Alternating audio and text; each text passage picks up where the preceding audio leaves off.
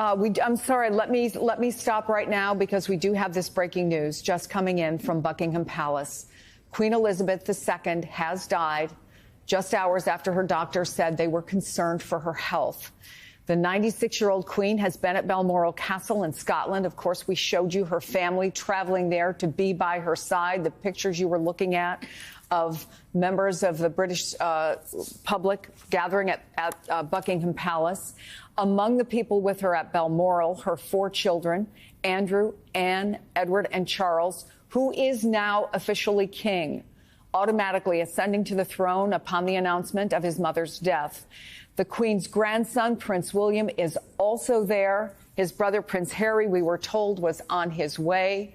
The Queen, of course, the longest reigning monarch in British history and one of the longest reigning ever. She had been on the throne for 70 years. She was last seen just 2 days ago in this photo with the new Prime Minister. NBC's Keir Simmons now with more on the Queen's extraordinary life and legacy. Queen Elizabeth II, Great Britain's longest-serving monarch, died after living a life dedicated to duty. Born in 1926, the third grandchild of King George V, Elizabeth would guide the nation and its monarchy through historic challenges. During the Blitz, the royal family stayed in London, despite the nightly bombing raids from Nazi Germany. To the people of Britain, there was this message from their future queen. We know, every one of us, that in the end all will be well, for God will care for us and give us victory and peace. That speech sealed a special relationship with her future subjects. Westminster Abbey, 1953, the first time TV cameras were allowed inside to record a coronation. The celebration was seen worldwide. And Elizabeth's reign would be felt worldwide.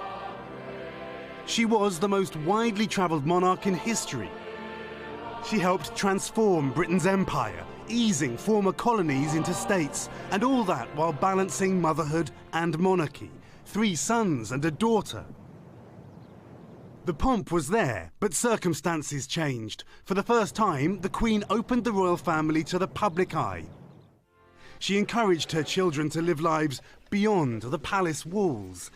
In some ways, the royal family appeared just like the rest of us, vulnerable.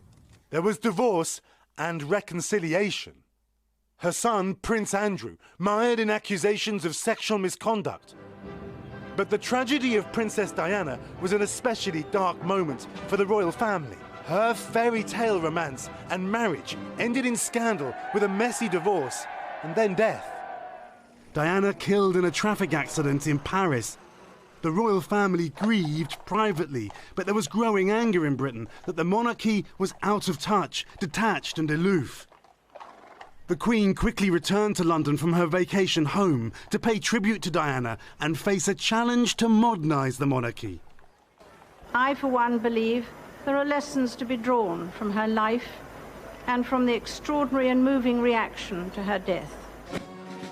Queen Elizabeth set out to change the face of monarchy. It would be more open, compassionate, in touch with a changing British public. Institutions, which in turn must continue to evolve if they are to provide effective beacons of trust and unity. She embraced many changes, including the marriage of her grandson Prince William to commoner Kate Middleton.